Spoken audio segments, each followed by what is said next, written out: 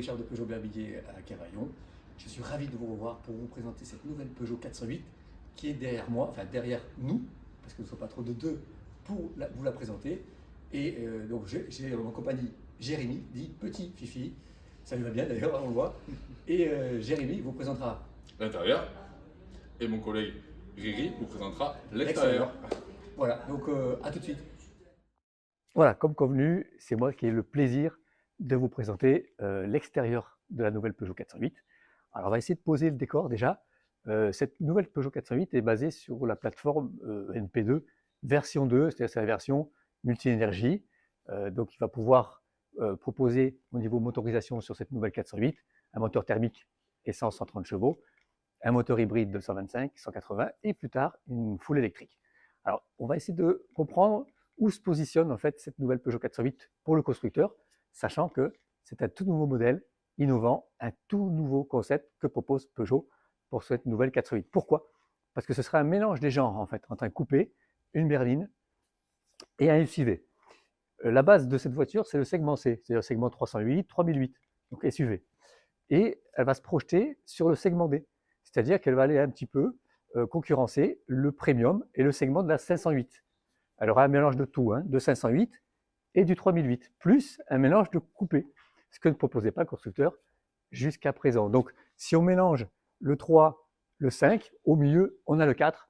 Donc, il était judicieux d'appeler cette voiture 408 aussi parce que les coupés, les derniers coupés Peugeot, c'était 406 et 407. Donc, c'est bien positionné. Elle sera très bien positionnée en prix parce qu'elle sera sur le segment C, mais elle va vous proposer un agrément, une finition, une présentation, une innovation qui est plutôt du segment supérieur, du segment D. Alors, le concept, il est innovant. Aucun constructeur aujourd'hui en Europe propose un véhicule qui mélange les trois genres, berline, coupé, SUV, aucun. On a du SUV sur le segment C, SUV coupé, comme l'Arcana, mais il n'y a pas de berline du tout dedans, il n'y a pas de GT dedans, et on a des versions très haut de gamme comme le X4, le X6 ou le GLE, qui proposent des SUV coupés, mais on n'est pas du tout sur le même positionnement prix-tarif. Alors maintenant, je vais vous expliquer pourquoi cette voiture, elle peut vous faire rêver au niveau du style. On adhère par un, mais je vais vous expliquer la prouesse du constructeur au niveau du style de cette nouvelle Peugeot 408 qui mélange donc trois genres. Ça veut dire qu'en fait, c'est un gâteau qui a trois couches. Une couche d'SUV, une couche de berline GT, une couche de coupé. On voit ça ensemble sur une version GT qui est juste derrière moi. Je vous explique. Le SUV, on va le retrouver en bas de la voiture. Première couche. Donc un SUV, qu'est-ce que c'est? C'est un véhicule forcément qui est plus haut par rapport au sol, par rapport à une berline. C'est le cas. Elle est basée, donc, je vous le disais, sur la plateforme de la 308, mais rallongée et surélevée de minimum 4 cm. On est à 19 cm de garde au sol, donc au moins 4 cm de plus par rapport à la Peugeot 308. Ensuite, on a des tours d'ailes ici qui vont protéger les ailes qui entourent les roues. Ça aussi, c'est complètement issu du SUV. Donc on a voilà, la jonction. Ça permet aussi de réduire un petit peu, de mettre en relief les ailes. Pareil, le bas de caisse proéminent protégeant ici, caractéristique des SUV, permet de rehausser visuellement aussi la voiture, en plus de protéger, bien entendu, le bas de caisse. Les grandes roues, alors là on est sur des roues 20 pouces qui sont exclusives aux versions hybrides, c'est une option, sur les GT, qui sont magnifiques, qui sont un dessin géométrique. Et ces roues 20 pouces permettent aussi, bien sûr, d'augmenter la garde au sol de la voiture. Donc on est bien sûr du style SUV. Et ça va aussi devant, au niveau du pare-choc. On va le voir. Par rapport à la berline 308, par exemple, le pare-choc ici, on a des gros patchs, beaucoup plus importants que par rapport à la berline, qui sont bien sûr travaillés. C'est pas vulgaire ou massif. On a des traits pour les habiller. Et ces gros patchs élargissent visuellement le pare-choc avant, plus SUV, et il faut ressortir bien sûr le chrome lumineux. On va aller voir à l'arrière, parce que l'arrière aussi a des touches d'SUV, on va le voir. Voilà, en effet, on a un pare-choc arrière avec un gros boudin, ici. Donc ce système donc, de protection, ça renforce encore l'effet robustesse, et ça donne un effet protecteur sur l'arrière de la voiture, encore, voilà, pour rappeler le SUV. Tout est vraiment lié au SUV sur le bas de la voiture. Si on est sur la berline, alors la berline, c'est le centre, ici, de la voiture. Donc, On est sur une GT. Qu'est-ce que c'est une GT? C'est une voiture qui va vous proposer un long capot, parce qu'il faut mettre un gros moteur, même si ce n'est pas le cas. C'est une voiture qui va vous proposer un grand coffre, pour mettre les valises, et surtout une voiture qui va être hyper habitable.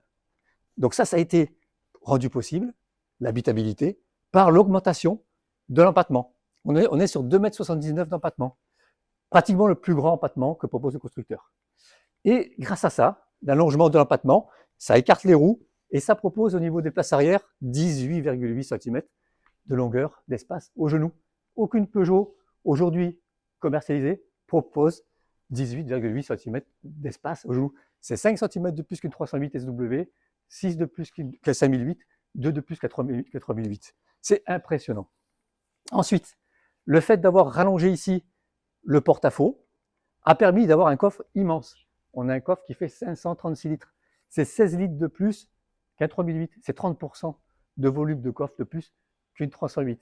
Et malgré tout, même si le porte-à-faux a été rallongé, on le voit, ici, ce pare-choc inversé, on n'en a pas parlé tout à l'heure, mais il est inversé, permet de couper en deux visuellement ce porte-à-faux. Au niveau du style, c'est extrêmement recherché. Et on le voit, ça dynamise aussi l'arrière de la voiture.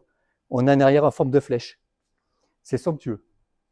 Et ça divise ce porte-à-faux, parce que s'il était couleur carrosserie, ce serait peut-être un peu plus choquant.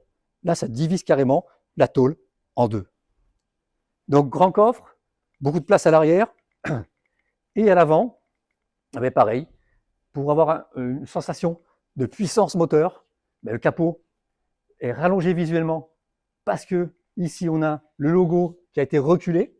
Alors, le logo, l'emblème, il est sur que les GT. Et on le voit, vous avez ici une facette qui permet de rallonger visuellement aussi. On a l'impression que la porte, elle démarre là. Visuellement, la longueur de l'aile pour augmenter cet effet de puissance. Et vous avez les ailes, que ce soit à l'avant, à l'arrière, qui ont été élargies par rapport à la 308. On le voit, hein, c'est élargi. En fait, l'empreinte au sol de la 408, c'est carrément l'empreinte au sol de la 508. On est sur des dimensions de 508.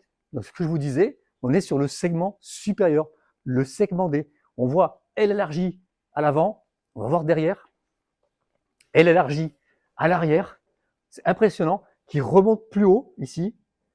Donc ça, c'est unique sur le segment, hein. C'est très très premium. La voiture est féline, hein. Elle plonge, l'arrière est plus haut que l'avant. D'ailleurs, l'empattement, pardonnez-moi, la largeur au niveau des roues est supérieure à l'arrière qu'à l'avant.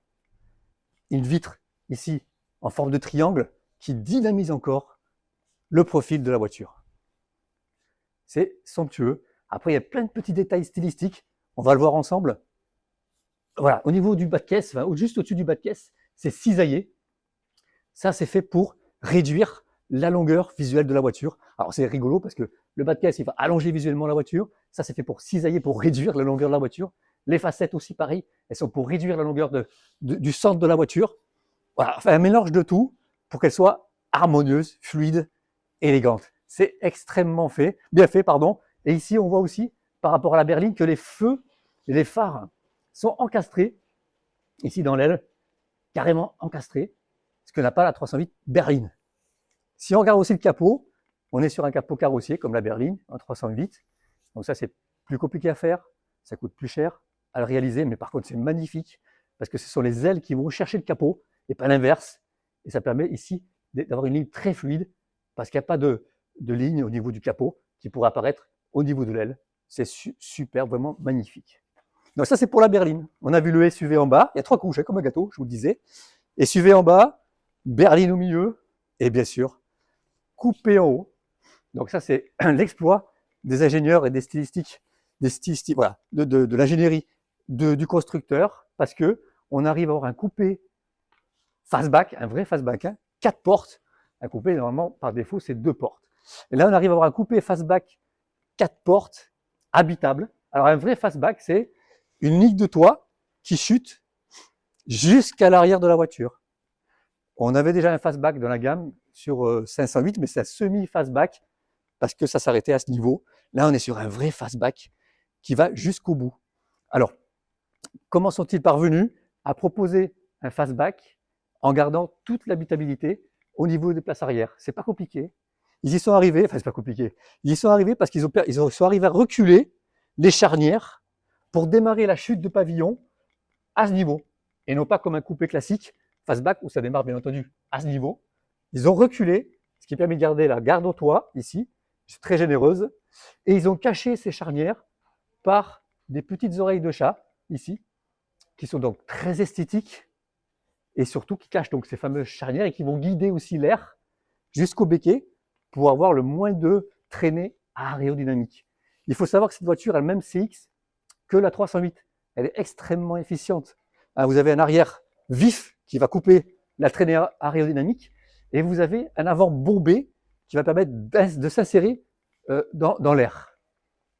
La voiture est légère aussi, hein. Elle ne fait que 60 kg de plus qu'un 3008 et elle fait 60 kg de plus qu'une 308 et elle fait 70 kg de moins qu'un 3008 hybride. Donc elle est très efficiente, cette fameuse 408.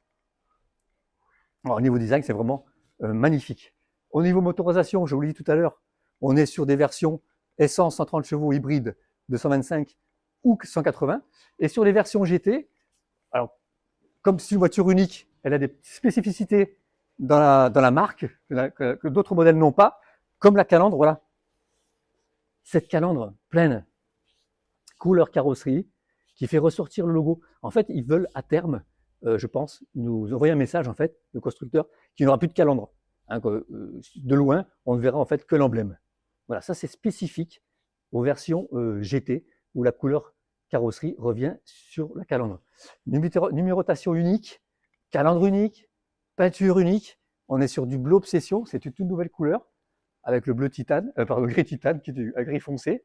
Et le bleu obsession est dichroïque, c'est-à-dire qu'il va changer de couleur en fonction de la lumière et de l'emplacement. Vous voyez, là on a du vert, du turquoise, du bleu.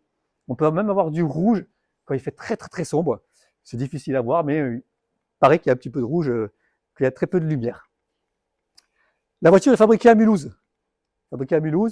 Donc c'est une voiture 100% française, qui est fabriquée en seulement 7 heures. Alors, je vous dis tout à l'heure, elle est très bien positionnée. On est sur le segment C pour la tarification, pour le prix de la voiture, mais on est sur le segment D pour les prestations. On est sur une prestation de Peugeot 508. Au niveau tarification, elle démarre à un peu plus de 37 000 € et elle va au-dessus de 50 000 €.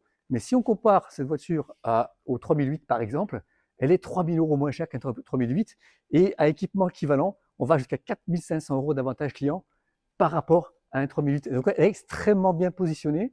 Il faut surtout en profiter parce que c'est le tarif de lancement. En ce qui concerne l'intérieur, mais ça, je vais laisser la parole à mon collègue Jérémy. À bientôt.